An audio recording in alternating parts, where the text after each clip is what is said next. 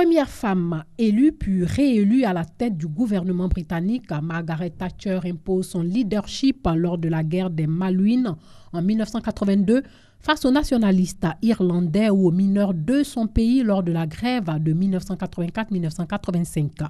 On parle de thatcherisme pour décrire cette fermeté ainsi que sa volonté de réduire la taille de l'État et de favoriser le libre marché. À la fin des années 80, sa popularité est à la baisse. La situation économique est difficile et même des conservateurs pensent qu'elle perdra les prochaines élections. En décembre 1989, la première ministre est contestée sans succès par un député de son parti, Anthony Meyer. La décision de Thatcher d'aller de l'avant avec la Community Church ou Poll Tax enflamme les passions en mars 1990. Considérée comme injuste à l'endroit des familles à revenus modestes, cette mesure provoque des manifestations et même une meute à Trafalgar Square le 31 mars. Opposés à cette taxe, les travaillistes de Neil Kinnock prennent la tête dans les sondages. Après avoir démissionné en novembre, le vice-premier ministre et chef du groupe conservateur déplore en chambre l'intransigeance de la première ministre face à une plus grande intégration économique avec l'Europe. Le lendemain, Michael Heseltine, un ex-ministre de la Défense, annonce qu'il conteste le leadership de Thatcher à la tête du parti. Le 20 novembre, celle-ci arrive en tête d'un vote pris au sein de la députation avec l'appui de 204 députés contre 152 pour Heseltine.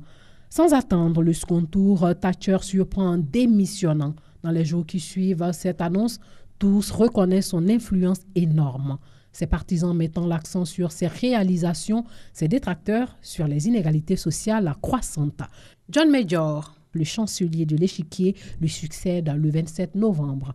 Même s'il est perçu comme un candidat de la continuité, John Major abolira le poll tax le 21 mars 1991. Thatcher a été la première ministre la plus importante depuis Churchill.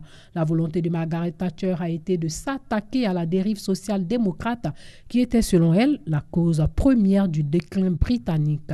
Le phénomène Thatcher ne peut se comprendre en effet que dans le contexte du déclin britannique d'après-guerre et de la situation d'impasse politique résultant des échecs économiques des gouvernements. La plupart travaillistes, mais pas tous, qui se sont succédés entre 1964 et 1979.